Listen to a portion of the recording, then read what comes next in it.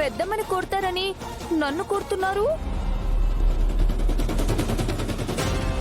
నీకు చూపు లేదు కదమ్మా.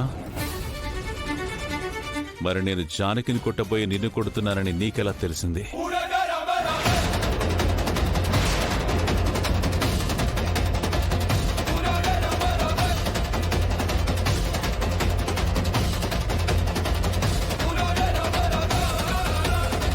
నీకు కనిపించనప్పుడు అంత ఖచ్చితంగా నా చేతిని ఎలా పట్టుకున్నావు?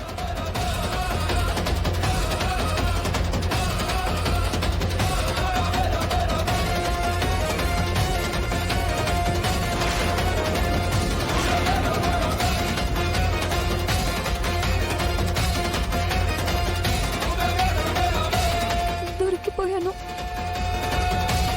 నీకు కళ్ళు కనిపిస్తున్నాయన్నమాట. నువ్వు నాటకమాడి ఆద్య నాటకమాడిందంటావా? చివరికి నా భార్యని కూడా నిందించావు. నిన్నేం చేయాలి చెప్పు? ఎందుకు ఈ నాటకం ఆడావు చెప్పు? చెప్పు. అవును, నాకు కళ్ళు లేవని నేను నాటకం ఆడాను. ఎందుకు? శ్రీనుబాబు కోసం. కానీ సంసారానికి పనికిరాడని తెలిసాక ఇంట్లో ఉన్న డబ్బు నగలతో ఎక్కడికైనా పారిపోయి బతుకుతాం అనుకున్నాను.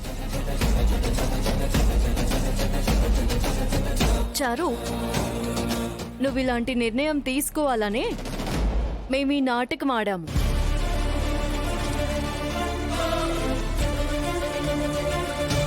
నిజానికి శ్రీనుకి ఏ ప్రమాదం జరగలేదు.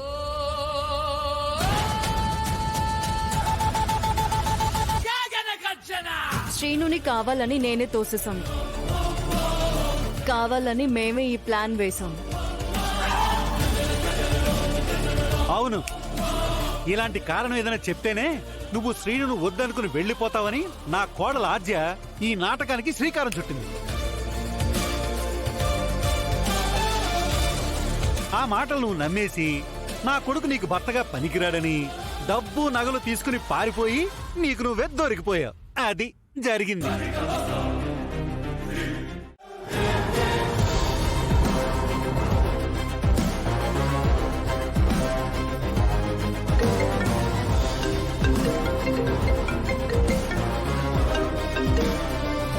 Hello sir. రామా, ఎక్కడున్నావు?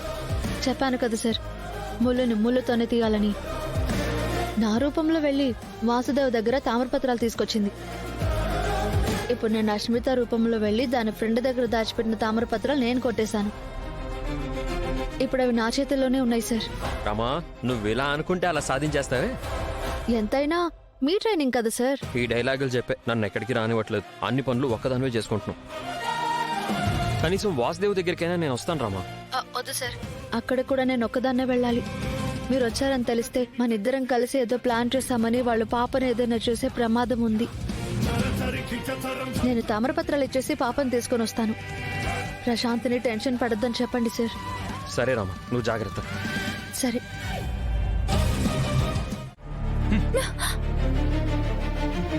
దోషిని మీ ముందు నిలబెట్టాం. తీర్పు చెప్పండి చిన్నమావయ్య.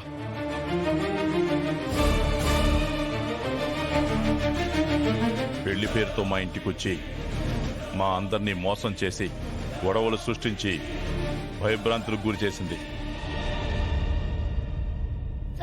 జైలు పాలైన చారుకి ఆ జైలు జీవితంలో అయినా మార్పు వస్తుందేమో అనుకుంటే మారకపోగా పగా ప్రతీకారాలతో రగిలిపోతూ మా ఇంటికి మళ్లీ వచ్చి అదే పెళ్లి పేరుతో తాళి కట్టిన సీను మీద చచ్చేంత ప్రేమ ఉందన్న నెపంతో తన ద్వారానే జాలితో ఈ ఊరిని మా ఇంట్లో వాళ్ళందరినీ నమ్మించి ఇంట్లో ఉండేందుకు ఏర్పాట్లు చేసుకుంది.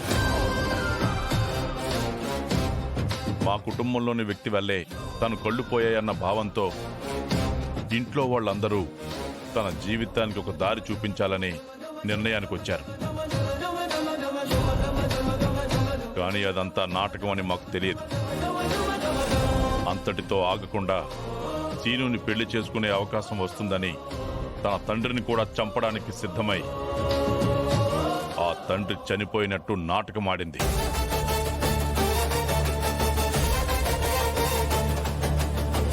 అతను ఒకసారి దొరికిపోతే మళ్ళీ మళ్ళీ ఆ నాటకాన్ని కొనసాగిస్తూనే ఉంది. తప్పు మీద తప్పు చేస్తూనే ఉంది. కానీ తను ఆడినవన్నీ నాటకాలని తేలిపోయింది. అందుకే ఈ పంచాయతీ సాక్షిగా మన ఊరి కట్టుబాట్ల ప్రకారం దోషికి ఎలాంటి శిక్ష వేస్తామో అలాంటి శిక్షే వెయ్యాలని నిర్ణయించాను. అవును, ఈ విషయంలో ఎలాంటి సందేహం లేదు. నేరం చేశారని రుజువైన తర్వాత శిక్ష తప్పదు. బాబాయ్, ఏంటి ఆ శిక్ష? దోషిని ఈ ఊరు నుంచి శాశ్వతంగా బహిష్కరిస్తున్నాం.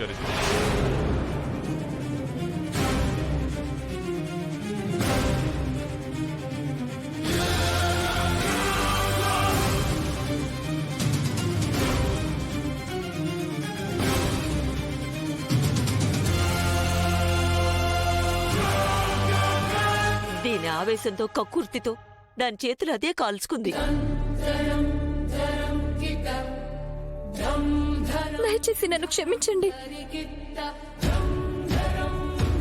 నేనిదంతా చేసింది కేవలం శ్రీనుబాబు మీదున్న ప్రేమతోనే.